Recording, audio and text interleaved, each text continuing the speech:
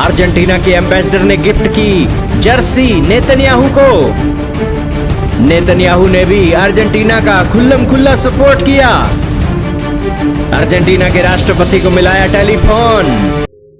जी हाँ दोस्तों, अर्जेंटीना और इजराइल के बेहतरीन रिश्ते किसी से ढके छुपे नहीं हैं। अर्जेंटीना वो लातिन अमेरिकाई देश है जो इजराइल का खुल्लम खुल्ला और नंगा नहाकर सपोर्ट करता है। अर्जेंटीना इन दिनों फीफा वर्ल्ड कप के फाइनल में पहुंच चुका है और जहां पर कल भारतीय समय के अनुसार रात के 12:30 बजे स्पेन के साथ उसका फीफा वर्ल्ड कप के अंदर मुकाबला होने जा रहा है।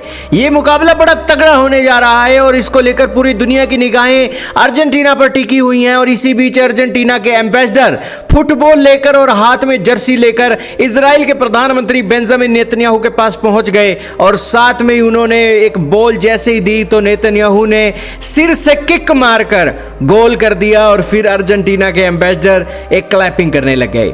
दोस्तों इसी बीच अर्जेंटीना के जो एम्बेसडर हैं उन्होंने एक जर्सी भी नेतन्याहू को गिफ्ट में कर दी और इसी के साथ उन्होंने कहा कि आप इतने अच्छे खिलाड़ी हैं कि आपको अर्जेंटीना की टीम में होना चाहिए। इसी बीच दोस्तों नेतन्याहू ने भी वो जर्सी एक्सेप्ट कर ली और इसी के साथ उन्होंने कहा कि हम अर्जेंटीना की सपोर्ट करते रहेंगे और अर्जेंटीना हमारा एक ग्रेट फ्रेंड है। पीएम नेतन्याहू ने हाल ही में एक पॉडकास्ट के अंदर कहा था कि अर्जेंटीना को हम मेसी के चलते सपोर्ट नहीं करते हैं, अर्जेंटीना के राष्ट्रपति जेवियर मिलेई के कारण हम अर्जेंटीना को सपोर्ट करते हैं। आइए अब जानते हैं कि अर्जेंटीना और इजराइल के बीच रिश्ते इतने मजबूत क्यों हैं और क्यों एक दूसरे पर जान छिड़कते हैं ये दोनों देश।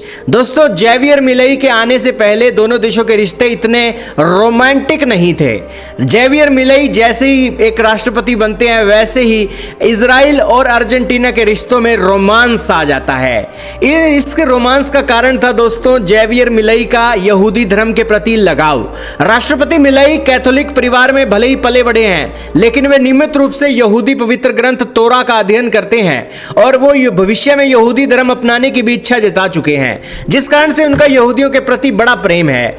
ये अर्जेंटीना के अंदर दोस्तों 1,70,000 से 1,80,000 यहूदी रहते हैं। मिलेई ने इजराइल और लातिन अमेरिकी देशों के बीच संबंध सुधारने के लिए $1 मिलियन की पुरस्कार राशि से आइजैक अवार्ड की भी शुरुआत की है। और इसी बीच दोस्तों जब भी इजराइल के ऊपर आतंकवादी हमला होता है तो दोस्तों अर्जेंटीना छाती ठोक कर इजराइल के पाले में खड़ा हुआ दिखाई देता है। दोस्तों जितना सपोर्ट भारत इजराइल को करता है उतना ही सपोर्ट अर्जेंटीना भी इजराइल को करता है।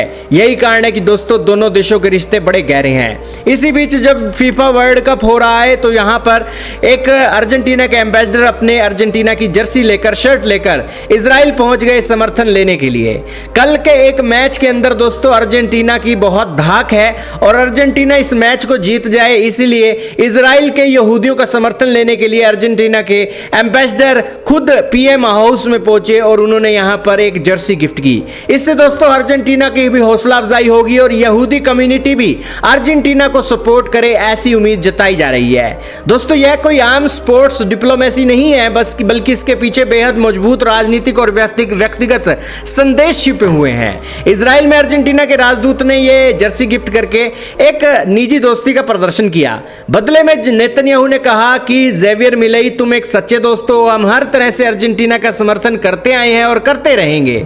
इसी के साथ गाजा संकट और वैश्विक आलोचनाओं के बीच इजराइल अंतरराष्ट्रीय स्तर पर काफी अलग थलग महसूस कर रहा है। ऐसे समय में अर्जेंटीना जैसी बड़ी लातिन अमेरिकी ताकत का इजराइल के साथ खड़े होना नेतन्याहू के लिए एक बड़ी कूटनीतिक जीत मानी गई है।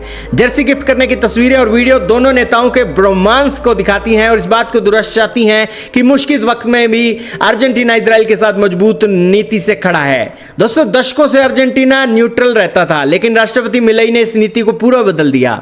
अर्जेंटीना ने पहले ही अपना दूतावास तेल अवीव से हटाकर इजराइल जिसे अपनी राजधानी मानता है यरूशलेम वहां पर लाने का ऐलान कर दिया है, जिसे इजराइल अपनी वास्तविक राजधानी मानता है और इसीलिए राजदूत द्वारा पीएम कार्यालय में जाकर सीधे यह गिफ्ट देना इस ऐतिहासिक फैसले और दोनों देशों के बीच बढ़ती कूटनीतिक नजदीकी को और पुख्ता कर देता है।